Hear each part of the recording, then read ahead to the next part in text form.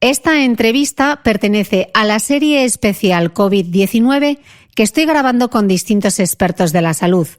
Para no perderte ninguna entrega, te recomiendo que te suscribas al podcast de Cristina Mitre en cualquiera de las aplicaciones de reproducción de podcast, como Spreaker, Apple Podcast, iVoox, Google Podcast, Spotify o YouTube. Mucha fuerza a todos. Esto pasará. Hoy queda un día menos.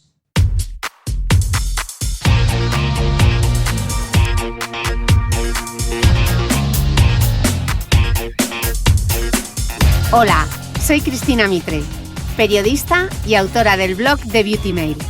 Bienvenidos a mi podcast, donde todas las semanas charlaré con los mejores expertos de la cosmética, la nutrición, el fitness y el bienestar, para que te sientas bien y te veas mejor.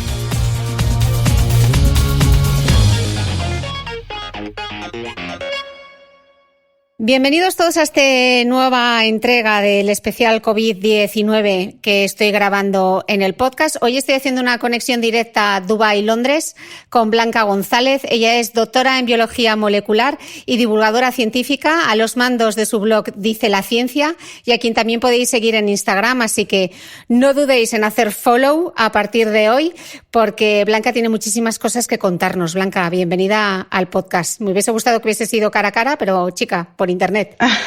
Bueno, es lo que hay estos días. Muchas gracias por invitarme, encantada de estar aquí. Bueno, muchísimas gracias a ti. Te quiero lanzar la pregunta de este podcast especial es ¿cómo será la vuelta a la normalidad? Pero antes de que me contestes a la pregunta, creo que es necesario que contextualicemos un poco pues qué es el virus, cómo está, cómo actúa. Entonces, la primera pregunta sería esa. ¿Cómo actúa este virus y por qué será importante tenerlo en cuenta a la hora de volver a la normalidad?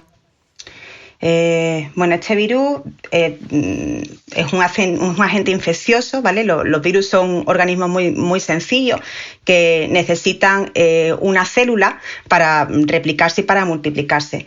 Entonces, este virus que se llama SARS-CoV-2 y es el que genera la enfermedad COVID-19, es una enfermedad respiratoria, entonces empieza infectando la garganta y lo que hace es que hemos visto toda la imagen de esa bolita con las espigas y esa espiga lo que hace es una especie de llave que abre la puerta de la célula y consigue de esa forma engañar a la célula para meterse dentro y una vez que está dentro la célula queda secuestrada y no tiene más remedio que ponerse a las órdenes del virus y empezar a replicarse.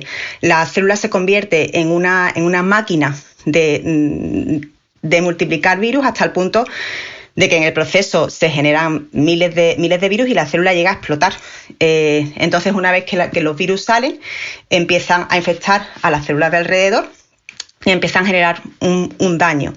En ese proceso, el sistema inmune detecta que hay una infección y empieza a mandar una respuesta inflamatoria para intentar contrarrestar esa infección. Y es cuando empezamos a sentir síntomas, ¿no? Es cuando empiezas a sentir, por ejemplo, que tienes inflamación en la garganta y luego poco a poco el virus va avanzando.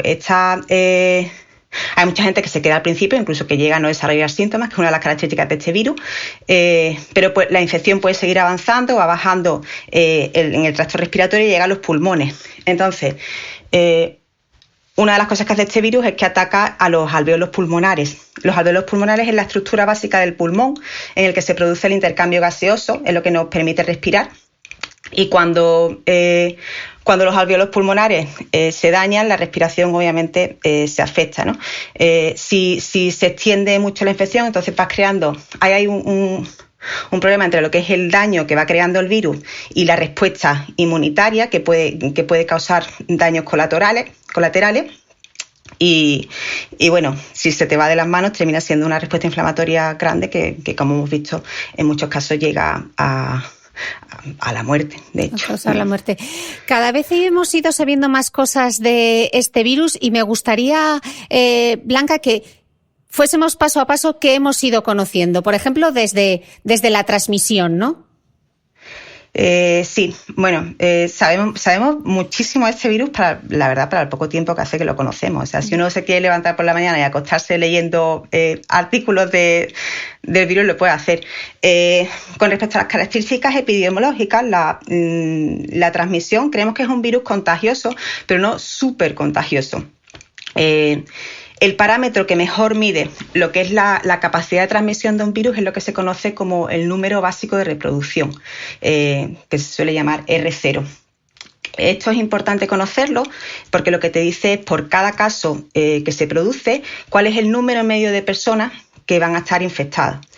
Entonces, por ejemplo, si yo me infecto, ¿cuántas personas voy a infectar? 2, 3. En este caso, se cree que el número más o menos alrededor de ese, de 2 a 3.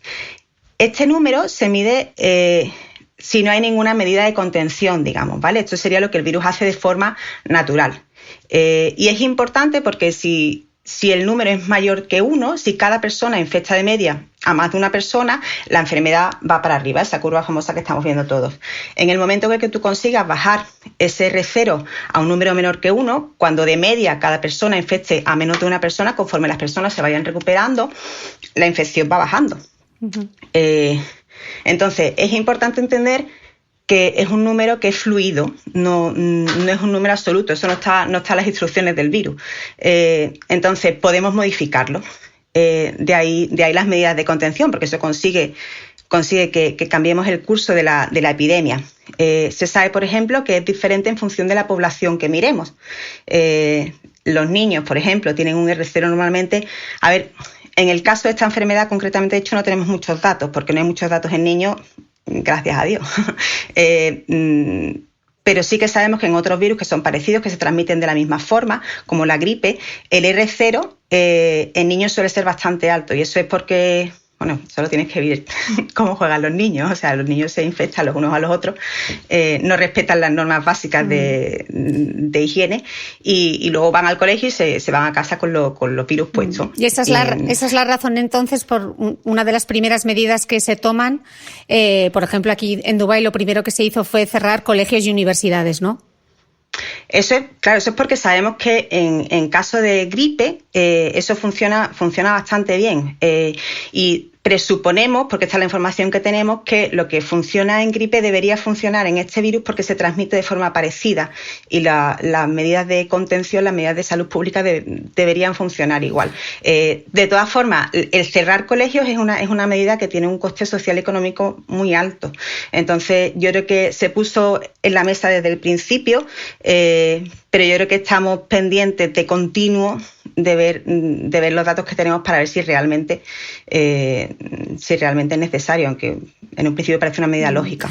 O sea, que puede ser previsible que colegios y universidades en España continúen cerrados, o sea, el curso académico game over, ¿no?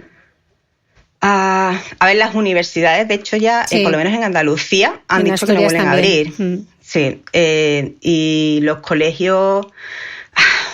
Yo creo que es que el problema es que aquí cada uno va a tomar las decisiones en cada gobierno y en cada país conforme vayamos viendo. Yo creo que las universidades es más fácil tenerlas cerradas porque los alumnos, bueno, ya si esto se ha montado y está más o menos organizado, se puede terminar el curso así. El problema de los niños más pequeños es que necesitan que alguien esté pendiente de ellos y los padres.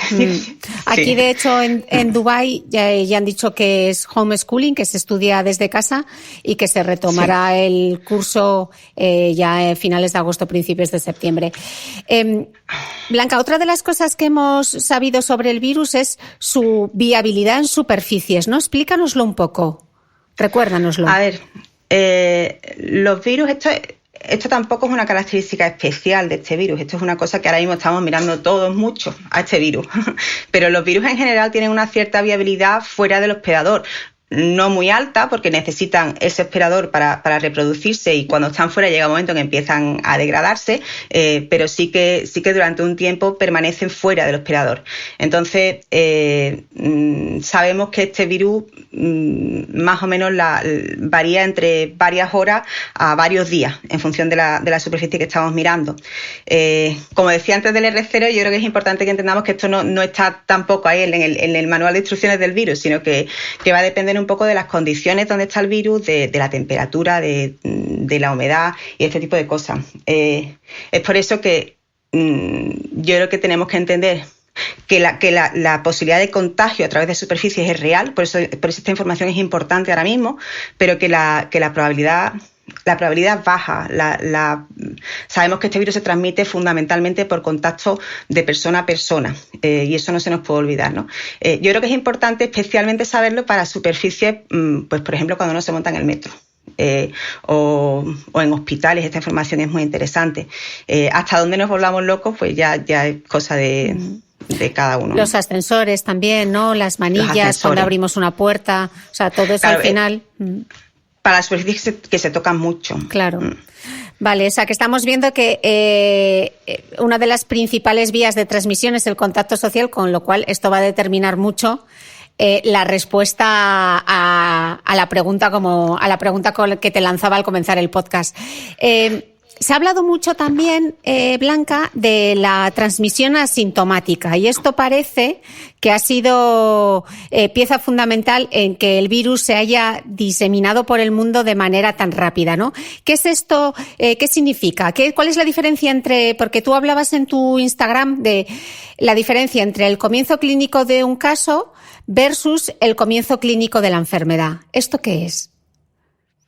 A ver, la historia es como miran los epidemiólogos. O sea, los epidemiólogos cogen y se dedican a estudiar las cadenas de infección, ¿no? O sea, tú tienes una persona infectada y a quién ha infectado esa persona, a cuántas, y luego coges ese segundo caso, que sería un caso secundario, y a cuántas personas este caso secundario infecta, ¿no? Entonces los epidemiólogos miran esa cadena y empiezan a sacar conclusiones. Entonces, una de las primeras conclusiones que uno puede sacar es cuál es el periodo de incubación.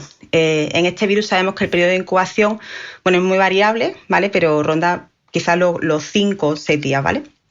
Y luego hay otro parámetro que uno puede mirar, cuánto tiempo de media pasa desde que una persona empieza a mostrar síntomas hasta que la persona que se ha contagiado, esa primera persona, empieza a mostrar síntomas.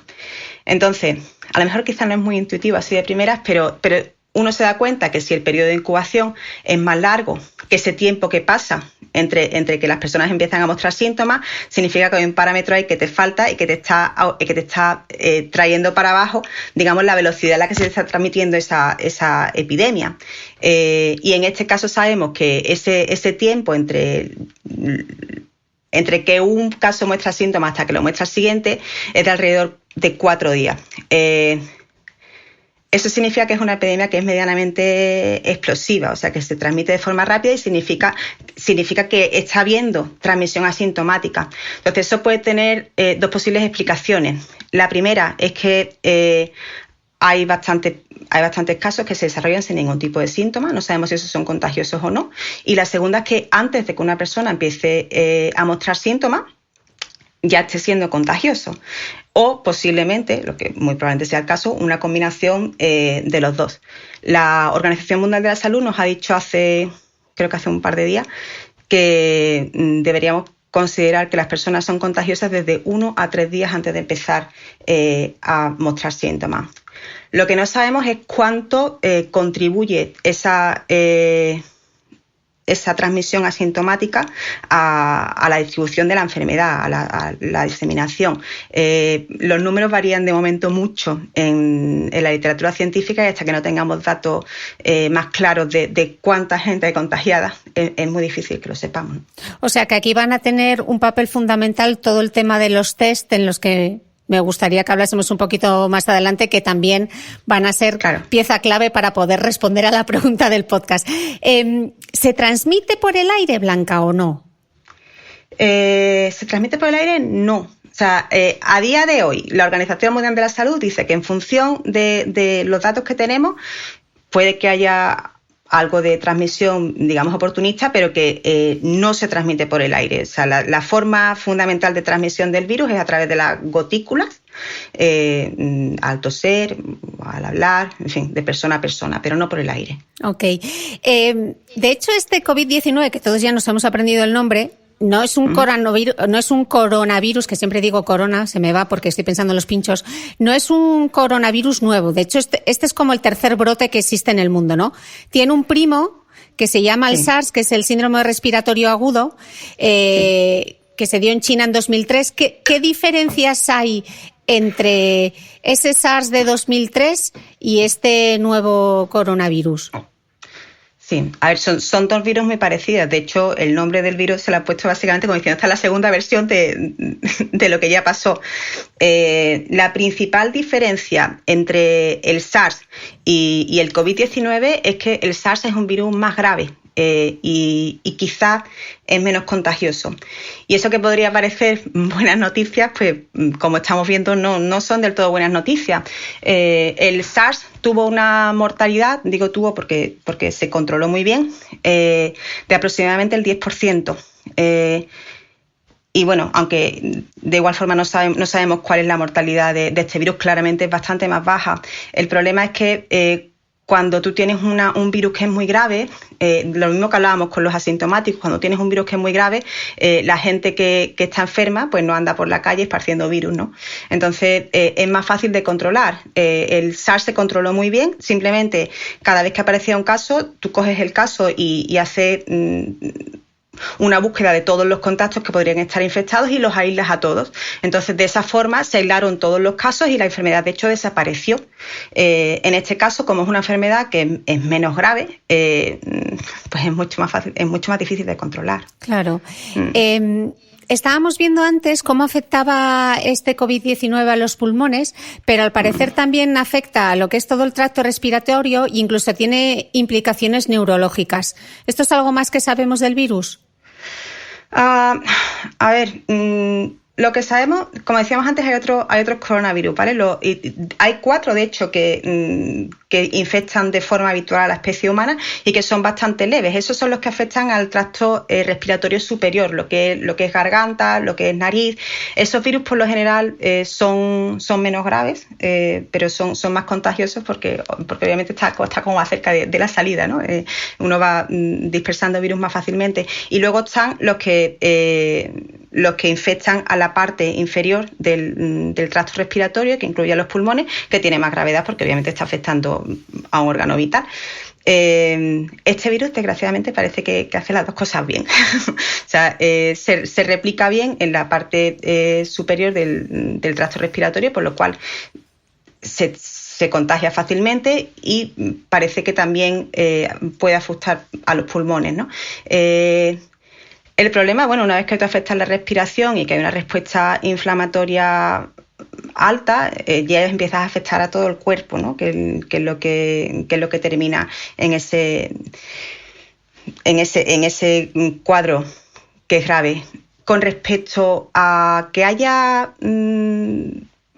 problemas neurológicos específicos asociados a este virus, no hay realmente literatura. O sea, sí que hay algún caso anecdótico y algún, por ejemplo, el hecho de que, no sé si lo has visto, pero se ha estado hablando de que mucha gente pierde el olfato y que podría ser un síntoma que nos podría avisar que estamos desarrollando la enfermedad.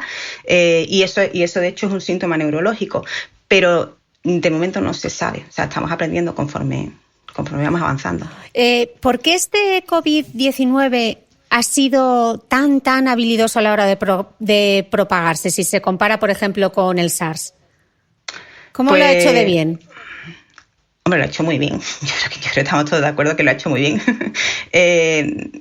Yo creo que hay varios motivos. El primero es que es un virus emergente, ¿vale? Un virus emergente es un virus que es nuevo en la población humana, en nuestra especie. Y eso es siempre algo que los virólogos andan siempre buscando, mutaciones que puedan llevar a un virus emergente, y estamos siempre pendientes si aparece un virus nuevo. Eso es porque la forma en la que un virus se transmite dentro de la población, tú tienes que pasar de una persona que es susceptible a otra persona que es susceptible. Y eso solo ocurre, o sea, en el caso de los virus emergentes, toda la población es susceptible. O sea, el virus llega y esto es una fiesta, ¿no? No tiene a nadie que esté vacunado, no tiene a nadie que haya pasado por la enfermedad que suponga una barrera. Y por eso los virus emergentes son muy peligrosos, tienen toda la población para infectar.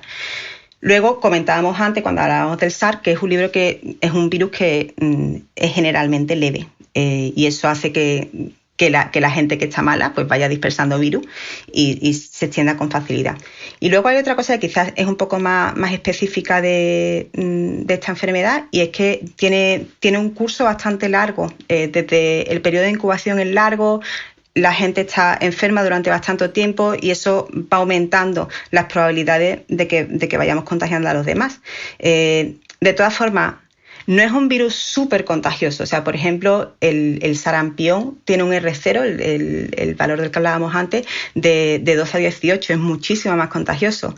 Y otra cosa yo creo que es importante que sepamos es que este virus no supone la amenaza de salud global que supone porque sea muy contagioso, sino porque comparte algo con la gripe, de hecho, que es otro virus al que le tenemos mucho miedo como virus emergente, porque tiene un rango muy amplio de severidad de síntomas.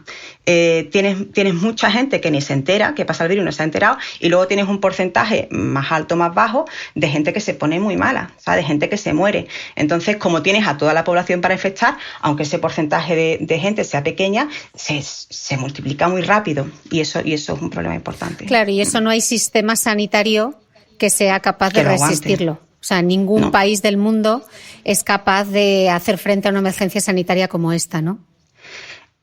No, a ver, los sistemas de salud están montados un poco para aguantar como un río, ¿no? Que las cosas te vayan llegando poco a poco, y esto es un tsunami. O sea, no hay forma de aguantar que te llegue de repente un 5% de la población con los mismos síntomas, requiriendo el mismo cuidado, los mismos. O sea, eso es imposible.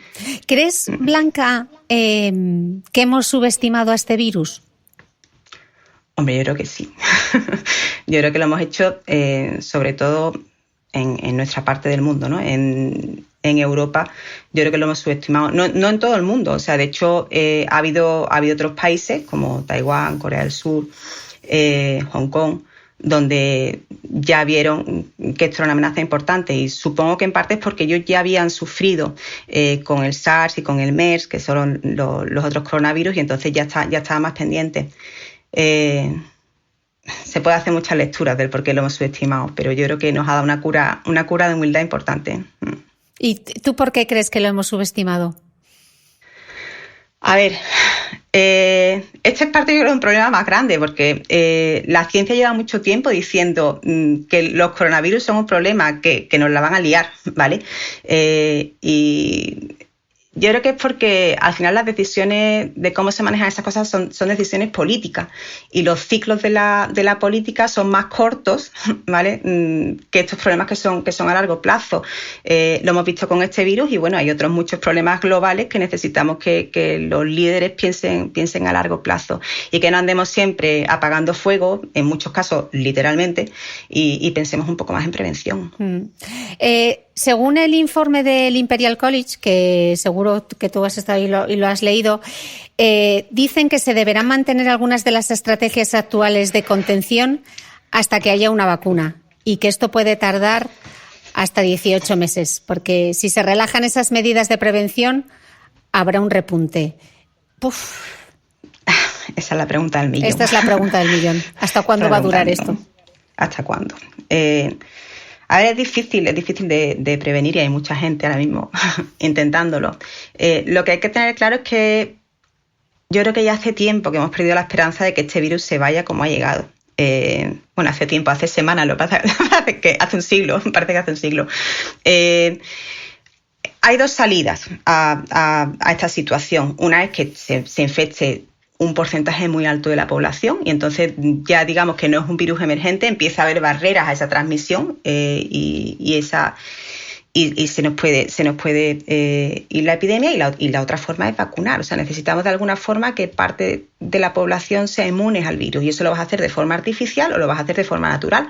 Si lo hacemos de forma natural, es decir, vamos a dejar que se infecte todo el mundo, ya estamos viendo que esto va a venir con un coste humano, y bueno, con un sufrimiento que yo casi diría que es un problema ético, ¿no? Uno no puede dejar que eso te pase. Entonces tenemos que esperar a la vacuna, y todas las medidas de contención son una forma de ganar tiempo para intentar que tengamos la vacuna.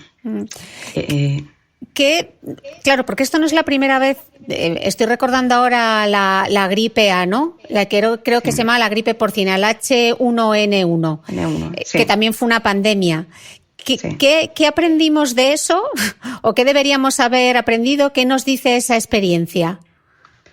A ver, la gripe A también fue una pandemia, parece que no habíamos vivido nunca antes, pero sí que tenemos un hecho que está bastante cerca.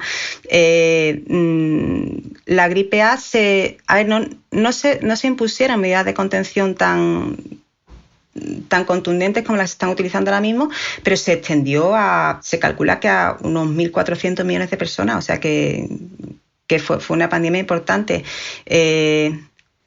¿Qué es lo que aprendimos de la del 2009? Yo diría que seguro que muchas cosas. Por ejemplo, se me ocurre, hubo un problema importante en el suministro de vacunas, porque por aquel entonces la vacuna se estaba creciendo en huevos y no había huevos en el mundo para hacer llegar las vacunas a la gente. Y desde esa pandemia se ha hecho un esfuerzo importante para mejorar el proceso de producción de vacunas y ha habido bastantes logros en ese sentido, aunque todavía estamos esperando a ver si se van a materializar. Porque una potencial vacuna, claro, estamos hablando de las vacunas, y yo pienso, por ejemplo, la vacuna del SIDA, 30 años y seguimos sin vacuna para el VIH. Entonces me hace cuestionarme, ¿llegará, no quiero ser pesimista, pero ¿llegará una vacuna para esta gripe? Yo creo que sí, yo creo que va a llegar. No tenemos ninguna vacuna para ningún coronavirus, pero no es tan diferente a otros virus. La vacuna del SIDA, el SIDA, el problema es que afecta al sistema inmune, ¿vale? Y eso lo hace complicado porque las vacunas precisamente trabajan con el sistema inmune. Entonces es un caso complicado. Yo creo que sí que la vamos a tener. Hay bastantes candidatos a las alturas a las que estamos. O sea, hay que entender que se está haciendo un esfuerzo titánico. O sea, no lo hemos visto nunca, ¿vale? Y bueno, ya tenemos vacunas con las que se han empezado los ensayos clínicos. ¿Cómo funciona una vacuna, Blanca? Pues una vacuna lo que hace, cuando comentábamos al principio, ¿no? Cuando un agente infeccioso entra en el cuerpo, hay dos tipos de respuesta. Tú tienes la respuesta innata, que es una respuesta que no es específica, que tú creas una inflamación, subes la fiebre, y luego tienes una respuesta específica. O sea, el sistema inmune dice, te he fichado, ¿vale? Y si te vuelve a aparecer por aquí, no entras. Entonces, esa respuesta específica tarda unos días, desde que cuando aparece un bicho nuevo, como el COVID-19, tarda unos días en empezar a funcionar. ¿Qué pasa si ese virus específico vuelve a aparecer en el cuerpo? Tenemos ya nuestro armamento preparado, y en el momento en el que aparece directamente nos lo podemos cargar. Entonces la vacuna lo que hace es entrenar al cuerpo, se lo enseña, le dice fíchalo, ¿vale? Y a partir de ahí, si vuelve a aparecer, lo puedes controlar de forma mucho más rápida. Uh-huh. Entonces, eso se puede hacer de muchas formas. La primera vacuna que tuvimos fue la vacuna contra la viruela. Hubo un médico británico en el siglo XVIII que se dio cuenta, la viruela por aquella época mataba a muchísima gente, pero se dio cuenta que la gente que trabajaba con vacas no los infectaba, ¿no? Entonces, las personas que... ¿cómo se dice? La palabra que te sale en inglés. Venga. Milk de cows. Ordeñaban. Ordeñar. Gracias. Hablo en Spanglish. Las personas que ordeñaban las vacas cogían una especie de viruela vacuna, que de ahí viene la palabra, en las manos les salían las pústulas de la viruela.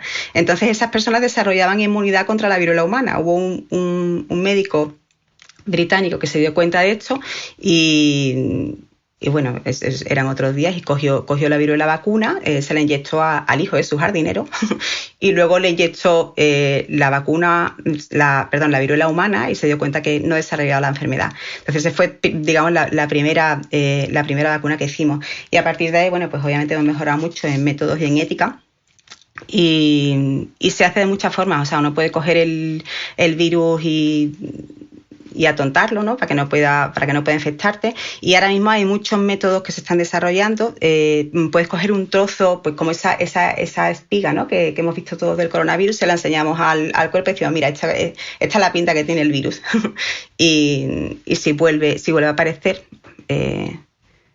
no le dejes entrar. Eres capaz de reconocerlo. Sí, efectivamente. Si ya has tenido la enfermedad, ¿te inmunizas de por vida? Pues eso no lo sabemos. O sea, sabemos que te inmuniza, ¿vale? Yo creo que eso lo podemos decir con bastante seguridad, por varios motivos. Bueno, primero porque este virus funcionará como funcionan todos, ¿no? No creo que sea el virus más especial del mundo. Y luego hay varios datos que nos indican que esto puede ser así. Se ha visto, por ejemplo, en monos, sí que se ha hecho ya el intentar reinfectarlos y no se ha podido hacerlo. Y luego también porque parece que se está utilizando ahora mismo todos los datos son preliminares, ¿vale? Pero se utiliza, tú coges el plasma de una persona que está infectada y puedes directamente metérsela a una persona que está enferma y parece ser que esto está funcionando, y eso significa que esta persona, la primera, había tenido una respuesta inmunitaria que ha dejado una memoria, ¿no? Luego sabemos que el SARS y el MERS, que son sus primos más cercanos, sí que por lo menos desarrollan inmunidad durante varios años. No sé, pero y luego he visto también, lo que pasa es que esto no está publicado, por lo cual hay que tomárselo pero lo he visto en Nature, que hay un coronavirólogo que dice que la ha mirado y ha visto inmunidad de SARS 15 años después de las infecciones, por lo cual no sabemos, pero bueno, es posible que sí que se desarrolle una inmunidad, si no de por vida, a largo plazo. Vale. Y ahora que estamos consiguiendo aplanar esa famosa curva, cuando se relajen un poco las medidas de contención, ¿esto será como la gripe que volverá de nuevo en octubre y noviembre? Desgraciadamente lo que no sabemos es siquiera si se va a ir. Como decía antes, yo creo que en un determinado momento tuvimos la esperanza de que el virus se fuese como ha llegado, pero teniendo en cuenta cómo se ha extendido en tan poco tiempo durante el mundo, hay poca esperanza que este virus tenga ninguna intención de desaparecer. Sí que suele ocurrir, como decías, con la gripe, que en verano, en el hemisferio norte, bueno, el verano en todos sitios, pero nosotros estamos llegando al verano, con el aumento de temperatura baje la tasa de transmisión. Entonces eso normalmente suele ayudar. También en el verano los sistemas de salud suelen tener menos carga, que eso va a ayudar. Y bueno, hay que entender que es un problema de salud global. Entonces, claro, si resulta que en el hemisferio norte ahora mismo esto baja, pues es probable que esté subiendo en el hemisferio sur. Y claro, es un ciclo continuo. Entonces tenemos que ver lo que pasa. ¿Y qué va a pasar entonces con los grupos de riesgo, como por ejemplo con las personas mayores? ¿Van a continuar ellos y otros potenciales grupos de riesgo? ¿Van a continuar confinados hasta que se encuentre una vacuna? ¿Van a tener que seguir extremando el distanciamiento social? A mí esto me lo pregunta mi madre cada vez que hablo con ella. Si tiramos la llave o... A ver, tenemos que entender que el virus no se va y que esto no se acaba hasta que haya vacuna. Esas dos cosas son ciertas y esas dos cosas pues no parecen de primera buenas noticias. Pero también hay que entender, o sea, todos conocemos la famosa curva. Una vez que salgamos de esa curva, la probabilidad de infección, una vez que salgamos a la calle, es bastante baja, ¿vale? Porque empezará a subir otra vez si no hacemos nada al respecto, y vamos a necesitar mantener de alguna forma esa curva de forma artificial en esos niveles para que no vuelva a subir. Los grupos de riesgo van a tener que extremar precauciones, y los temas de distanciamiento social es muy posible que se mantengan incluso cuando la curva esté abajo del todo. ¿Cómo se va a implantar eso? Pues va a depender del país, va a depender de... Cada uno va a tomar su propia medida, pero obviamente los grupos de riesgo tendrán que extremar medidas. Y como digo, todo eso en un contexto. Uno siempre tiene que tener en cuenta cuál es el coste de la medida que está aplicando, no solo a nivel poblacional, sino a nivel personal. Oye, el quedarte en casa durante año y medio depende mucho de tus circunstancias, ¿sabes? Si uno vive en un piso de 40 metros cuadrados, ¿sabes? Vive solo, es que a lo mejor mucho peor quedarte en casa que salir a la calle, ¿sabes? Teniendo en cuenta cuál es el riesgo real de infección, si realmente no hay un nivel de transmisión muy alto en la comunidad. Entonces va a haber una combinación de lo que te digan las autoridades y luego tener un poco de sentido común.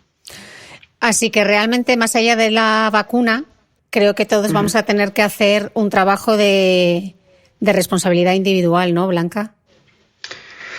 Sí. A ver, yo apelo siempre mucho a la responsabilidad individual desde dice la ciencia, cualquiera que me sigue lo sabe. Y yo creo que es muy importante que entendamos que en esto estamos todos juntos. O sea, cada persona es un nodo en una red de casi 8.000 millones de personas y todos tenemos la capacidad de contribuir de una forma positiva o de una forma negativa. Entonces yo creo que es muy importante. Mira, para mí yo creo que lo más importante que todos podemos hacer es estar informados. La información es poder. Y estar informado no significa el escucharte los 200 audios de WhatsApp que te llegan todos los días, que lo puedes hacer o no, sino estar informado, irte a las fuentes oficiales. Tú que eres periodista, estoy seguro que estás de acuerdo con lo que estoy diciendo, y que una cosa no sustituye a la otra. O sea, todos deberíamos pasarnos, todos, por la página de la Organización Mundial de la Salud, que es la principal autoridad en este tema, y está haciendo una labor loable en ese sentido. O sea, hay muchísima información. Todos deberíamos conocer qué es lo que debemos hacer.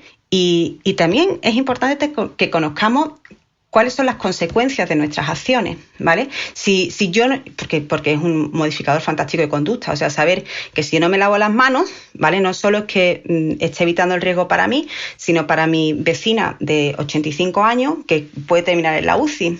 Y no solo eso, sino que al ser un problema de salud global en los países en desarrollo, esto va a ser un problema muy importante. O sea, te pones a pensar en África y se te parte el alma. O sea, leía el otro día que, por ejemplo, en Somalia tienen 15 camas de UCI para una población de 15 millones de personas, ¿vale? O en Sierra Leona tienen un respirador y son 7 millones de personas. Leía que en el Chad tienen 3 médicos por cada 100.000 personas. Es decir, mi acción particular tiene influencia en cómo va a funcionar esto en mi comunidad y cómo va a funcionar a nivel global. Entonces uno empieza a poner las cosas en contexto y a lo mejor que se te pida que te laves las manos y te quedes en casa tampoco es tanto. Claro. Blanca, para volver a la normalidad, por lo que he leído, necesitamos saber cuánta gente ha tenido la enfermedad y calcular así cuál es el grado de inmunidad, ¿no? Pero hay mucha gente que ha pasado el coronavirus y seguro que no se ha hecho las pruebas, porque en Madrid hay mucha gente que no le han hecho las pruebas. Entonces, ¿cómo influye todo esto en este escenario y cómo sé yo si realmente he pasado o no por el virus? Pues no lo sabes. O sea, no lo sabes y yo creo que todos sabemos que los datos que estamos leyendo aquí en todo sitio los datos van a ser mucho más altos. Y no hay forma de saberlo, no solo si has pasado la enfermedad de forma leve, no hay forma de saberlo incluso si has pasado la enfermedad de forma grave, a no ser que hayas ido al hospital y te hayan hecho un test. Aquí, por ejemplo, en Reino Unido, da igual los síntomas que tengas, o sea, te dicen quédate en casa y ya está. Entonces, hasta que no sepamos qué nivel de la población ha pasado por la enfermedad, es muy difícil que conozcamos la extensión de la epidemia. Y claro, esa extensión va a influir directamente en cuál es el tipo de medidas que tenemos que aplicar. Por lo cual es muy importante tener esa información. Mira, ahora mismo la Organización Mundial de la Salud primero ha sacado un mega ensayo clínico que ha llamado Solidarity, que están mirando para diferentes antivirales, y ahora acaba de sacar un programa que se llama Solidarity 2, y que precisamente tiene como objetivo el intentar entender la extensión de la pandemia, porque es que no tenemos ni idea, esa es la realidad. O sea, especialmente si hay mucha gente que lo está pasando de forma sintomática y, como decía, los números varían muchísimo. O sea, yo he visto desde un 12 a un 80% de gente asintomática. Hasta que no tengamos una idea del número de gente que lo está pasando, es muy difícil que Claro, hay que entender que sería muy buena noticia, ¿vale? El pensar que esto es mucho más grande de lo que creemos, porque eso significaría que ya tenemos un porcentaje de la población infectada, que ese porcentaje es inmune, y eso va a hacer que las medidas de contención no tengan que ser tan importantes. Ahora se habla mucho de los test masivos, que hay que hacer test, y parece que es una estrategia completamente diferente, ¿no? O sea, antes estábamos haciendo la prueba a los que estaban contagiados y ahora parece que vamos a hacer la prueba a los asintomáticos. Yo es creo un lío. que no, yo creo que no, que la estrategia no ha cambiado. O sea, yo creo que digamos que de forma aspiracional todos queremos hacerle test a todo el mundo, lo que pasa es que no se ha dado abasto. El hacerle las pruebas a los que tienen síntomas es porque tenemos un número limitado, tenemos una capacidad limitada de hacer test y se los estamos haciendo a los que nos entran por el hospital, básicamente. Sin embargo, la Organización Mundial de la Salud ha dicho desde el principio que la estrategia tiene que ser hacer pruebas y hacer pruebas. A la hora de controlar una pandemia siempre hay... Los expertos en salud pública hablan de que hay un mantra que es detección temprana y acción temprana. Entonces uno necesita saber quién está enfermo. No se puede luchar a un enemigo que no sabe ni dónde está ni qué grande es, ¿sabes? ¿Es el mismo test el que se utiliza para saber si ya estoy contagiado o el que se utiliza para saber si lo he pasado? ¿Funcionan igual o no? No, son dos test diferentes. O sea, uno de ellos, el que es capaz de detectar la enfermedad cuando está en activo, es lo que se llama una PCR, que lo que hace es detectar directamente la presencia del virus en los tejidos. Entonces, es una detección que lo que hace es mirar el genoma del virus, el ARN, el ácido nucleico, y este es el que estamos viendo que se hace con un hisopo, es el que se está haciendo básicamente en todos sitios. Se hace con un hisopo y busca directamente el virus para ver si está en esa muestra. El problema con este tipo de test es que son relativamente caros, requiere instalaciones específicas, requiere de personal cualificado. Entonces, por lo que estamos viendo, parece que hay bastantes cuellos de botella en el proceso y no estamos consiguiendo escalar como deberíamos, ¿no? Y luego, el otro tipo de test, el que te va a decir si lo has pasado o no, es lo que está buscando no es la presencia del virus, sino, digamos, la huella. Lo que está mirando es si hay anticuerpos. Has desarrollado una respuesta inmune en contra de ese virus, y este es específico, bueno, como el otro, ¿no? Es específico de este virus y se han desarrollado test, la verdad que es sorprendentemente rápido y muchos diferentes a lo largo del mundo. Y son los que tienen la capacidad de darte estos test que son tipo embarazo, ¿no? Que tú simplemente se hace con sangre o con saliva, y en cuestión de minutos tienes una respuesta. Lo que pasa es que hasta ahora no parece que estén funcionando demasiado bien. Tenemos que ver cómo avanza la cosa. Porque el virus te deja el sistema inmune... No, es una cuestión técnica, y yo creo también que ahora mismo estamos ahí todos viendo hay que ver, es que resulta que le dan este test y sale un resultado, le dan el otro y sale un resultado diferente, o es que no te salen muchos falsos negativos, muchos falsos positivos. Esto es business as usual. Es decir, esto es el pan nuestro de cada día en ciencia. Lo que pasa es que ahora mismo está todo el mundo viendo el proceso en directo, ¿vale? Y acelerado. Llegará un momento en que entendamos por qué este test está dando positivo y el otro no. Lo que pasa es que eso requiere un tiempo. ¿Qué nos está diciendo? Veía ayer las noticias que la zona cero ya han empezado a poder moverse dentro de China.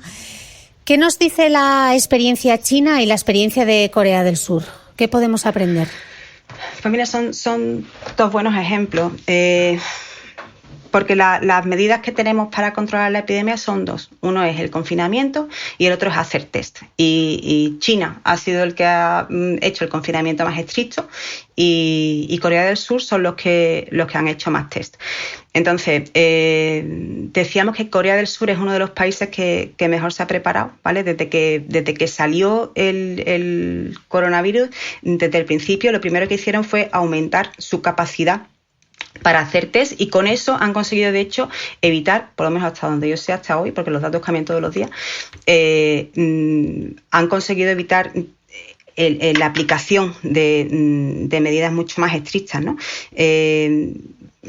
Porque parece ser que tenemos una ventana en esta curva, ¿no? Si al principio, en vez de, ¿sabes?, cuando tenemos poca gente, somos capaces de controlar quién está enfermo, podemos aislar a esa persona y a sus casos, es posible controlar la enfermedad sin necesidad de aplicar medidas tan contundentes como las que estamos viendo. Eso son buenas noticias, teniendo en cuenta que estamos ya todos mirando, y eso también son buenas noticias, estamos ya todos mirando qué es lo que hay detrás de esa curva que estamos pasando, y está muy bien saber, bueno, que existe la posibilidad de, a base de hacer muchos test, probablemente, si no controlar del todo, ralentizar la diseminación de la enfermedad. Ok, ya hemos visto todo el contexto, y entonces ahora me tienes que responder a la pregunta con la que arrancaba el podcast, que es si habrá una vuelta a la normalidad, y la segunda pregunta sería, ¿y qué será normal a partir de ahora? A ver, esa pregunta, ¿vale? Es una pregunta muy grande. Y yo te voy a dar mi opinión personal, ¿vale? Yo creo que sí que vamos a volver a la normalidad. Yo soy muy optimista y sí que creo que va a llegar el día en que nos volvamos a abrazar sin miedo, ¿vale?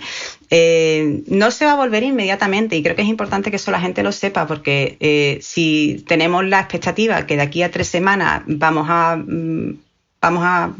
tener otra vez la feria y los Sanfermines, pues eso no va a pasar.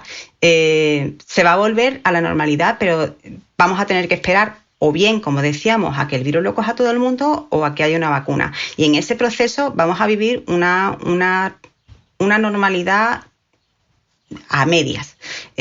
¿Cómo se va a implantar? Pues va a depender del sitio. Hemos estado viendo, por ejemplo, en China, ¿no?, que cuando ya se han abierto los restaurantes, pues por ejemplo te dicen algo que está pasando, por ejemplo, ya aquí en Reino Unido con los supermercados, y yo creo que en casi todos sitios, ¿no?, que puede haber un determinado número de personas dentro para que se pueda mantener la distancia social. Las medidas de distanciamiento social se van a tener que mantener con mayor o menor contundencia hasta que se acabe esta historia. Eso es lo que en un principio parece ser que va a pasar. Y bueno... esperemos que... Es difícil ponerle una fecha. Pero sí. Blanca, pero meses nos quedan seguros, ¿vale? Meses seguro. Es muy loco pensar que nos puedan llegar a pedir un certificado de libre de COVID-19 para volar a otros países, teniendo sobre todo en cuenta que estábamos viendo que uno de los problemas de este virus, de que haya llegado tan lejos, es nuestra interconexión global, ¿no? Que llegase de China, cruce todo, llega a Estados Unidos y infecte entre medias a toda la población mundial. Entonces yo me pregunto, la primera cosa que hay que parar son los vuelos. A ver, yo creo que es muy loco, ahora mismo no hay nada. O sea, muy loco está el mundo en general ahora mismo. A ver, hemos visto, por ejemplo, que dentro de determinados países ya se ha utilizado, como en China, un sistema parecido para que la gente se pueda mover. Y una de las estrategias de las que se está hablando, estrategias de salida de la curva, ¿no?, o de apertura, ya se ha hablado en Alemania, aquí en Reino Unido se está hablando, no sé en otros países, pero se habla de pasaporte de inmunidad. O sea, que en el momento que seamos capaces de hacerle test a la comunidad, vamos a ser capaces de saber quién es inmune. Y si eres inmune, pues eres capaz de moverte, eres capaz de volver a tu vida normal, porque alguien tiene que levantar la economía, que esa es la otra parte. Entonces, dentro de un mismo país, creo que sí que es posible, porque ya se está hablando desde las fuentes oficiales, que algo así vaya a pasar. A nivel internacional es más difícil de predecir, aunque sí que yo creo que tenemos como precedente los certificados de vacunación, que sí que muchas veces se piden para entrar dentro de determinados países, como el de la polio o el de la meningitis. O la fiebre amarilla, ¿no? Que te piden. O la fiebre amarilla, efectivamente. Y eso se hace como parte de un esfuerzo global de contención de epidemias, por lo cual si va a pasar con no lo sé, pero tampoco es muy loco. Bueno, Blanca, millones de gracias, porque te he hecho aquí un cuestionario que ni el FBI, pero yo creo que ayudaba para poder responder a la pregunta con la que lanzaba el podcast. Era necesario entender un poco el contexto para que nos quede claro cómo se contagia este virus y sobre todo seguir apelando a la responsabilidad individual, ¿no? Porque lo que hagamos cada uno de nosotros tiene un impacto con tus vecinos, pero tiene un impacto a nivel global en todo el mundo. Así que este es el momento de ser solidarios de verdad, ¿no? Sí. Y recordar, como decía, que todos tenemos un papel que jugar. Todos. Cada uno tiene que hacerse cargo del suyo. Pues bueno, apelando a esa responsabilidad individual, Blanca, millones de gracias por participar en este podcast. Te seguimos en tu blog, en Dice la Ciencia, y en tu cuenta de Instagram, y volveremos a charlar seguro. Muchísimas gracias por dedicarme tu tiempo. Muchísimas gracias. Gracias. Venga. Para no perderte ninguna entrevista de esta serie especial COVID-19, te recomiendo que te suscribas al podcast de Cristina Mitre en cualquiera de las aplicaciones de reproducción de podcast, como Spreaker, Apple Podcast, iVoox, Google Podcast, Spotify o YouTube.